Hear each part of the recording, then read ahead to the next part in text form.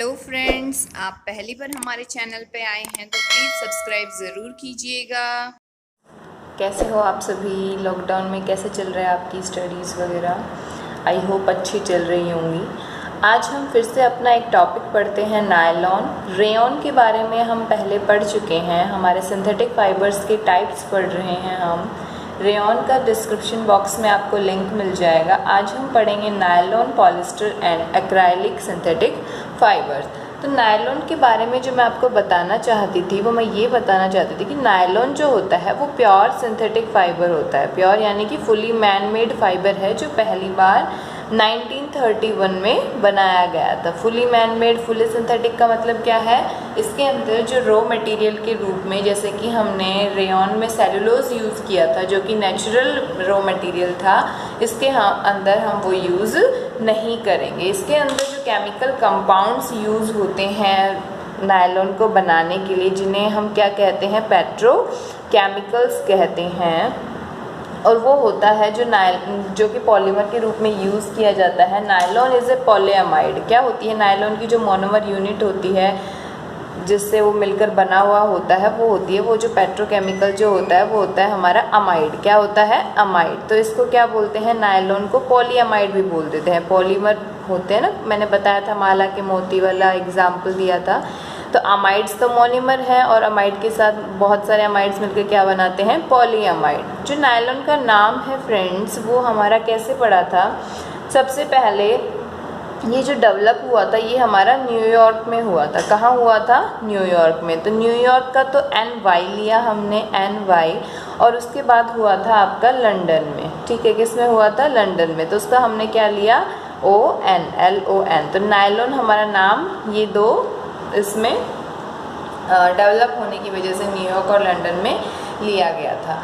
फिर कहा जाता है कि ये एक थर्मोप्लास्टिक है। थर्मोप्लास्टिक का मतलब क्या होता है? जिसको हम रीमोल्ड कर सकते हैं, यानी कि हीट करके अलग अलग शेप्स में कन्वर्ट कर सकते हैं। ठीक है, मेल्ट कर सकते हैं, इसे बोलते हैं थर्मोप्लास्टिक। दूसरा होता है थर्मोसेटिंग। थर्मोसेटिंग प्लास्टिक्स को हम कभी भी अपनी मनचाही शेप नहीं दे सकते, उनको हीट करके मेल्ट नहीं कर सकते। ठीक है, फिर वही नायलॉन के बनने की प्रोसेस, वही पिघले हुए नायलॉन को हम स्पिन रेट में भरते हैं और फिर वो किस में, अपने डिज़ायर शेप में, जिस भी साइज़ का हमें जो थ्रेड चाहिए होता है उसमें हम कन्वर्ट कर लेते हैं। ठीक है, फिर इसकी प्रॉपर्टीज़ बताई गई हैं कि नायलॉन जो होता है वो हमारा स्ट्रॉन्ग होता है। ठीक है, इलास्टिक होता है, हमारा लाइट वेट होता है, लस्चरस होता है। लस्चरस यानी कि चमकीला भी होता है, वो हल्का हल्का।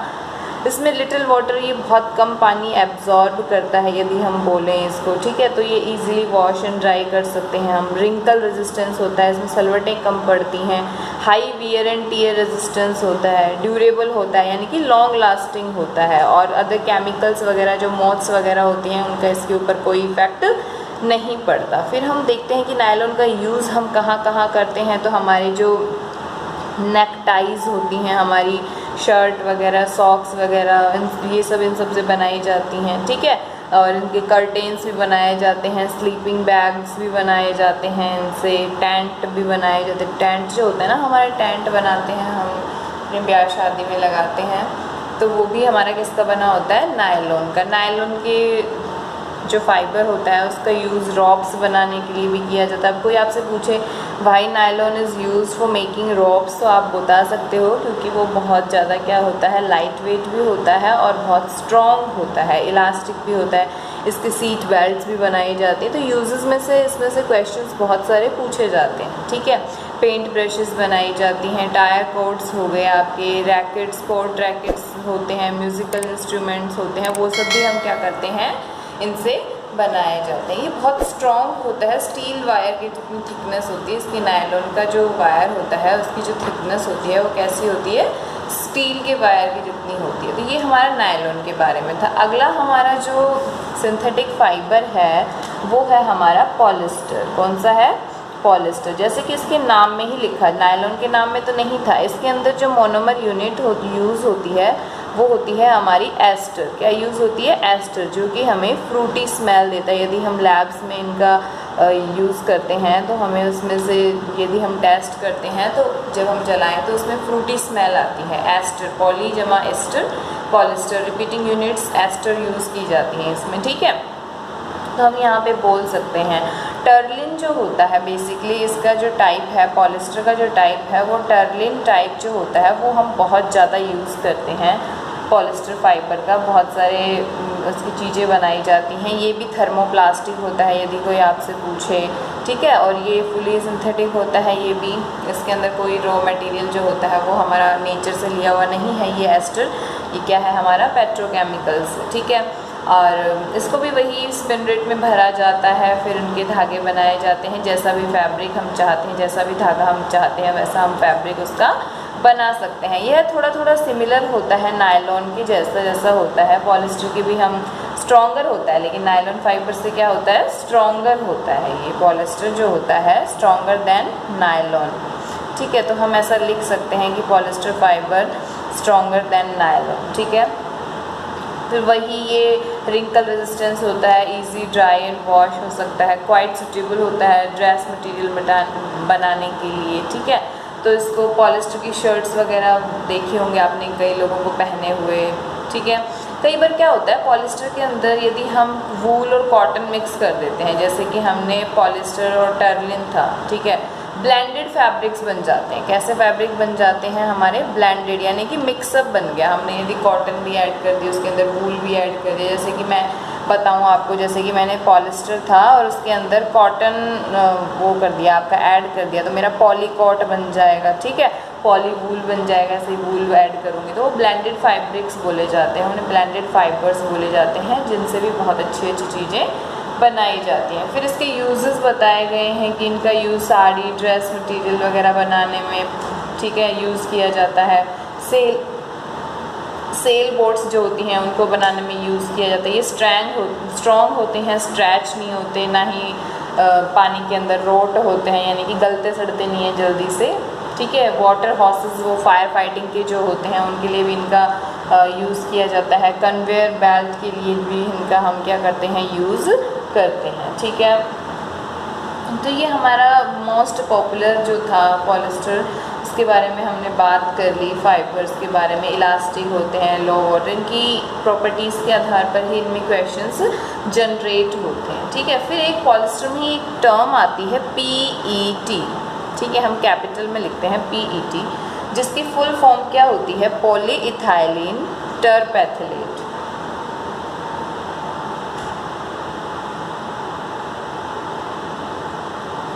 ठीक है। ये क्या होता है, फाइबर और प्लास्टिक दोनों का मिक्सअप होता है, इसलिए इसको भी सिंथेटिक फाइबर कहा जाता है। जहाँ पर ये पॉलिस्टर की ही फॉर्म है, इसका यूज़ प्लास्टिक के फॉर्म में किया जाता है। बहुत लाइट वेट होता है ये वाला PET, और सबसे ज़्यादा इसका यदि पूछें तो ये रिप्लेसिंग मटेरियल है ग्लास का। किसको रिप्लेस करता है, ये हमारे ग्लास की चीज़ों को, जैसे कि हम, ठीक है। तो हम क्या बता रहे थे कि इसका जो यूज़ है वो ग्लास की जगह रिप्लेस करके हम इसका यूज़ करते हैं, क्योंकि मैंने बताया ये प्लास्टिक से बना हुआ होता है। तो हम जैसे थिन फिल्म्स बना सकते हैं, जार्स जो हमारे घरों में हम चाय, चीनी वगैरह यूज़ करने के लिए, सॉल्ट, स्पाइसेस वगैरह स्टोर करने के लिए यूज़ करते हैं, उन सब में हम इसका यूज़ कर सकते हैं, ठीक है। फिर इसका यूज़ बहुत सारे यूज़फुल प्रोडक्ट्स बनाने में, जो हमारी फिजी ड्रिंक बॉटल्स होती हैं वो भी हमारी इसी की PET की बनाई जाती हैं। तो यहाँ पे एग्ज़ाम में क्वेश्चन क्या आ जाता है कि which fibre is replacing material like glass, या फिर PET is replaced by which, किसके द्वारा रिप्लेस किया जाता है PET को, किसकी जगह पर हम यूज़ करते हैं, तो हम लिख सकते हैं ग्लास की जगह पर। तो ये हमारा पॉलिस्टर के बारे में था, ठीक है। फिर हमारा अगला सिंथेटिक फाइबर आता है आपका एक्राइलिक। एक्राइलिक की जो मोनोमर यूनिट होती है फ्रेंड्स, वो होती है एक्राइलोनाइट्राइल, यानी कि जो पॉलीमर यूनिट होती है इसमें वो यूज़ की जाती है एक्राइलोनाइट्राइल, जो खुद भी एक क्या है, पेट्रोकेमिकल है, ठीक है। और ये वूल लाइक फीलिंग देता है, यानी कि एक्राइलिक, जैसे हमने बताया रेयॉन जो होता है हमारा वो सिल्क लाइक होता है, वैसे ही जो एक्राइलिक सिंथेटिक फाइबर है वो हमारा वूल लाइक होता है, ठीक है। तो सब्स्टिट्यूट ऑफ वूल की जगह इसका यूज़ किया जाता है। ये बहुत कम पानी एब्जॉर्ब करता है, स्ट्रॉन्ग होता है, ड्यूरेबल होता है, अपनी शेप को रिटेन कर लेता है, क्विक ड्राई, क्विक क्वालिटी होती है इसके अंदर, ठीक है। तो ये इसकी प्रॉपर्टीज़ हो गई। और ये लैक्स एक्सपेंसिव होता है नेचुरल वूल से, ठीक है, ज़्यादा ड्यूरेबल होता है। इससे जो चीज़ें बनाई जाती हैं वो अब लोग विंटर्स में वियर भी कर लेते हैं, शॉल, ब्लैंकेट्स वगैरह वूल के, ठीक है।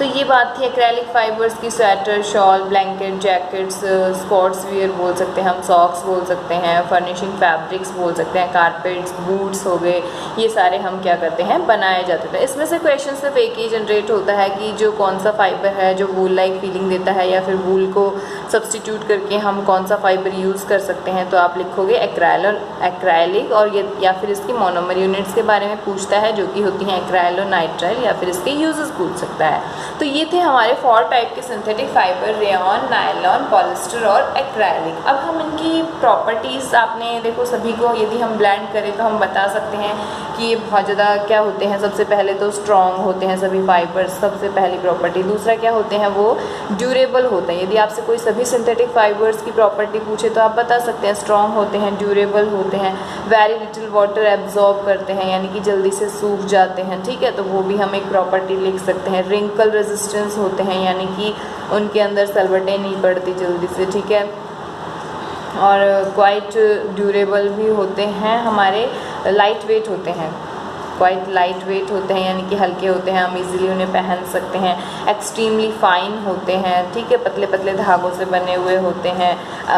कोई केमिकल अटैक वगैरह नहीं होता है, मतलब मॉथ्स वगैरह जो होते हैं वो इन पे अटैक्स नहीं कर सकते, ठीक है। श्रिंक नहीं होते, लेस एक्सपेंसिव होते हैं, और मेंटेन, ईजी टू मेंटेन भी कर सकते हैं हम इन्हें, ठीक है।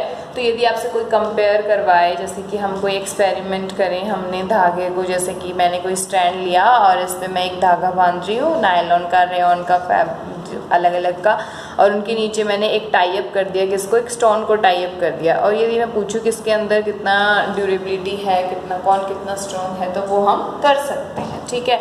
ऐसे ही हम वाटर एब्जॉर्प्शन देख सकते हैं, जैसे कि कॉटन जो होता है वो बहुत ज़्यादा वाटर एब्जॉर्ब कर लेती है, जबकि पॉलिस्टर फाइबर जो होता है वो इतना एब्जॉर्ब नहीं करता, सूख जाता है। तो हम ऐसे भी कंपेयर कर सकते हैं उनके अंदर, ठीक है। फिर आता है कि डिसएडवांटेजेस क्या होता है हमारा इसका, इनके यूजेस थे हमारे सिंथेटिक फाइबर्स के। अब हम पढ़ेंगे क्या इनका क्या डिसएडवांटेजेस क्या क्या हो सकता है।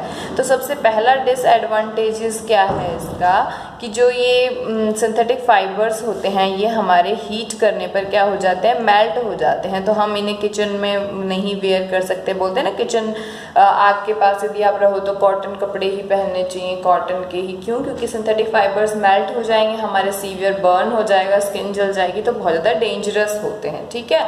और समर वेदर में भी नहीं पहन सकते हम इनको, ठीक है। क्यों नहीं पहन सकते? क्योंकि ये इतने ज़्यादा पानी को एब्जॉर्ब नहीं कर सकते, ठीक है। और जो हमारे कॉटन का फाइबर जो होता है, जैसे कि हम वाइट कपड़े पहनते हैं समर्स के अंदर, तो वो पानी को, कॉटन के कपड़े पानी की एब्जॉर्ब करने की क्षमता बहुत ज़्यादा होती है, उसमें कैपेसिटी, वो जल्दी से एब्जॉर्ब कर लेते हैं और सुखाकर इवेपोरेशन होके हमें कूलिंग देते हैं, ठीक है। तो सिंथेटिक फाइबर्स की ये एक दो आपकी डिसएडवांटेजेस थी। दूसरा, जो फुली सिंथेटिक फाइबर्स होते हैं जैसे नायलॉन हो गया, पॉलिस्टर हो गया, एक्राइलिक हो गया, वो हेल्प भी करते हैं हमारी कंजर्वेशन ऑफ फॉरेस्ट में। कैसे हेल्प करते हैं? क्योंकि वो पेट्रोकेमिकल से मिलते हैं, तो हमें को पेड़ पौधों को काटना नहीं पड़ेगा उसके लिए। थी हमारे सारे सिंथेटिक फाइबर्स के बारे में। अब हम पढ़ेंगे हमारे प्लास्टिक के बारे में। प्लास्टिक क्या होता है, इसी चैप्टर में एक और टर्म आती है हमारी प्लास्टिक, जिसके बारे में हम अब पढ़ेंगे। तो सबसे पहले बता देती हूँ, प्लास्टिक जैसे कि हम अपने घरों में डेली यूज़ में करते हैं, हमारी जार्स होते हैं, मग हो गया, पैन हो गया, हमारी टंकी हो गई, स्विच हो गई, हमारा कॉम्ब हो गया, टॉय कार हो गई, बहुत सारी चीज़ें, टेबल चेयर हो गई, जो हम अपने घरों में डेली यूज़ करते हैं, जो किसकी बनी हुई होती हैं, प्लास्टिक की बनी हुई होती हैं, ठीक है। वो सिंथेटिक मटेरियल होता है जिसको हम किसी भी शेप में डिज़ायर कर सकते हैं, ड्यूरेबल आर्टिकल्स बना सकते हैं, ठीक है। तो सिंथेटिक फाइबर्स की जगह प्लास्टिक के भी जैसे पॉलीमर्स यूनिट होती हैं, ठीक है। तो अब हम जो प्लास्टिक के एग्जांपल्स पढ़ेंगे, जैसे कि पॉलीथीन हो गया आपका एग्जांपल प्लास्टिक में, यदि मैं बोलूँ तो क्या हो गया, पॉलीथीन हो गया, पीवीसी हो गया हमारा, पॉलीविनाइल कार्बोनाइल हो गया हमारा, ठीक है, सॉरी क्लोराइड हो गया, बेकेलाइट हो गया,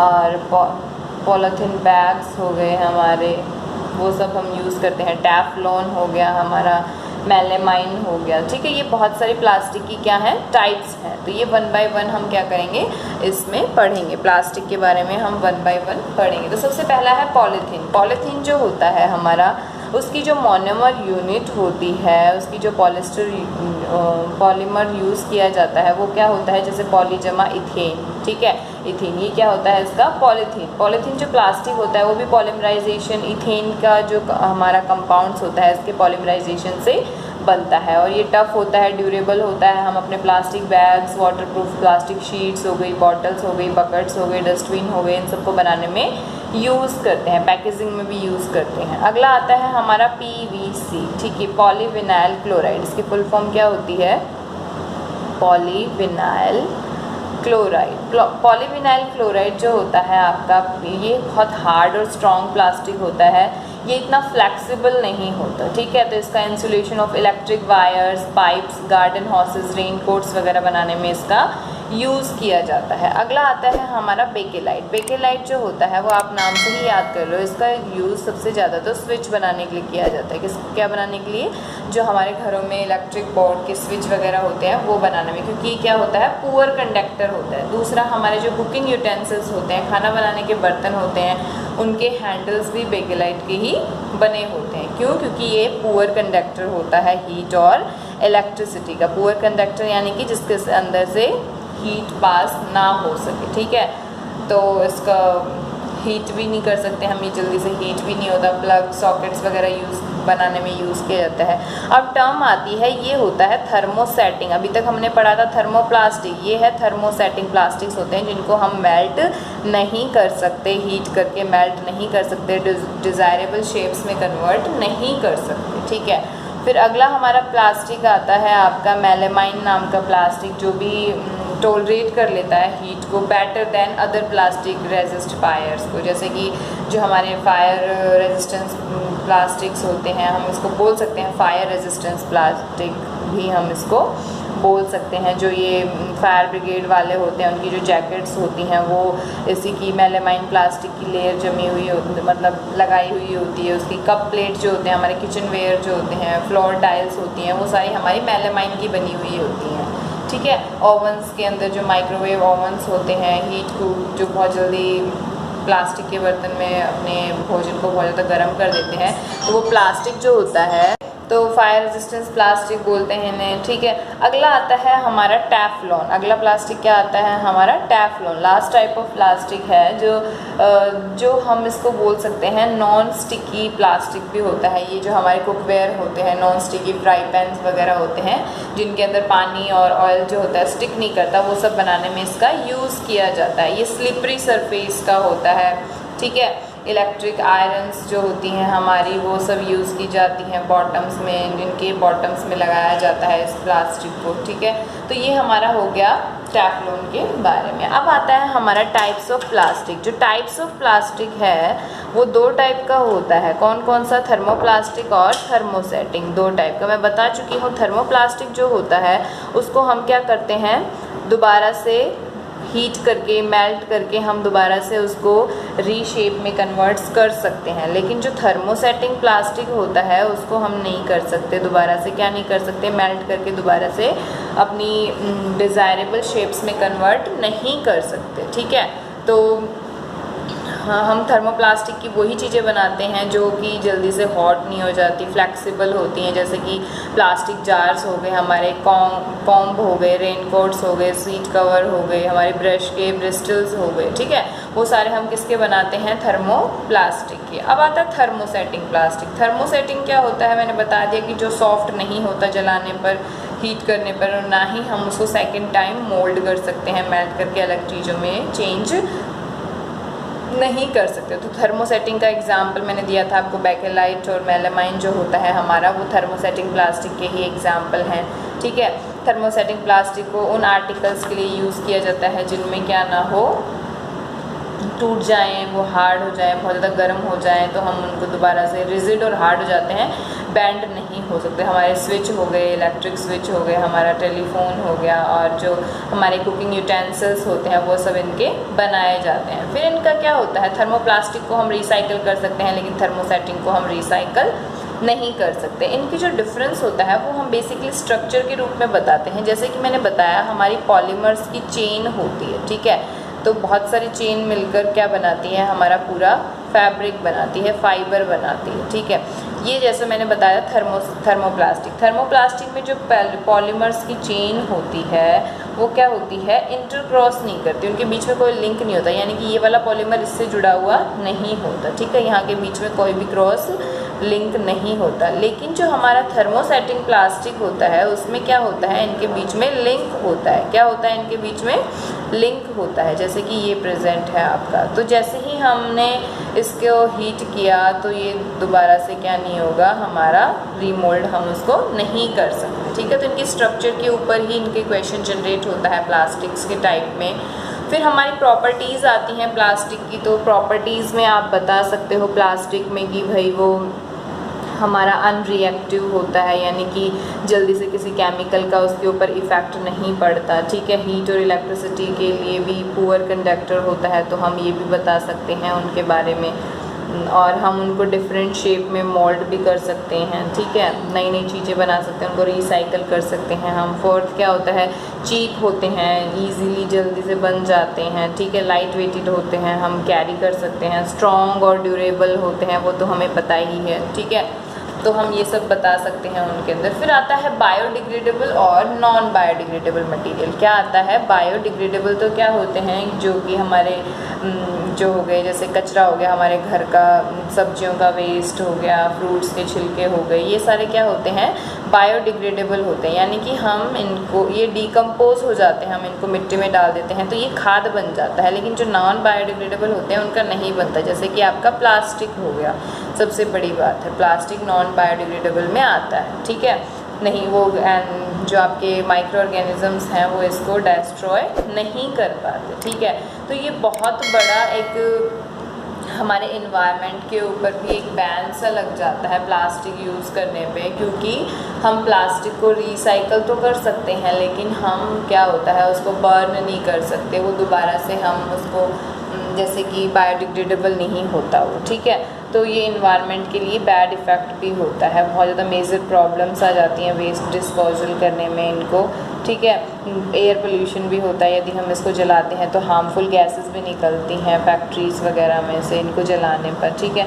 तो फिर इन्वायरमेंट ने कहा कि हम कैसे एक्सेसिव प्लास्टिक वेस्ट को क्या कर सकते हैं, कम कैसे कर सकते हैं। तो वो हम बता सकते हैं कि हम जैसे कम से कम यूज़ करें, मिनिमाइज़ करें प्लास्टिक की चीज़ों का, स्टेनलेस स्टील वगैरह, लंच बॉक्स वगैरह हम प्लास्टिक की जगह यूज़ कर सकते हैं, ठीक है। प्लास्टिक बैग्स जो होते हैं चिप्स बिस्किट वगैरह के, उनको हम रोड पर, पार्क पर, पिकनिक प्लेसेस पर ऐसे ही ना फेंकें या फिर हम उन्हें डस्टबिन्स में डालें, ठीक है, सीवर्स में ना डालें, सीवर ब्लॉक भी हो जाता है हमारा। और जैसे कि कोई जैम का या अचार वगैरह का, ऑयल वगैरह का जो हमारा प्लास्टिक का बर्तन आया है हम उसे दोबारा से रीयूज़ कर सकते हैं, मसाले वगैरह डाल के, शुगर सॉल्ट वगैरह जो भी डाल के, ठीक है। या फिर हम उसको रिसाइकल भी कर सकते हैं, थर्मोप्लास्टिक को हम रिसाइकल कर सकते हैं, आपको पता है हम उसको हीट करके नई चीज़ें बना सकते हैं। तो हमारी इन्वायरमेंट ने 3 R's को एक रिमेंबर करने का, एक रूल को रिमेंबर करने का बताया गया है कि जिससे हम हार्मफुल इफ़ेक्ट से बच सकते हैं। और 3 R क्या क्या होते हैं हमारे, R। एक होता है रिड्यूस, कम करो, सेकंड रीयूज़, दोबारा से यूज़ करो, और फोर्थ रिसाइकल कर सकते हो आप इन्हें, ठीक है। तो हम ऐसे ही प्लास्टिक से बच सकते हैं, प्लास्टिक के बैड इफ़ेक्ट से, ठीक है। तो ये था हमारा चैप्टर 3 हमारा सिंथेटिक फाइबर एंड प्लास्टिक, जो कि कंप्लीट हो गया है। रेयॉन का जो इसका वीडियो था वो आपको डिस्क्रिप्शन बॉक्स में लिंक मिल जाएगा, या फिर आप चैनल पे जाके भी देख सकते हैं। वीडियो पसंद आए तो लाइक शेयर सब्सक्राइब ज़रूर कीजिएगा। Thank you, have a nice day.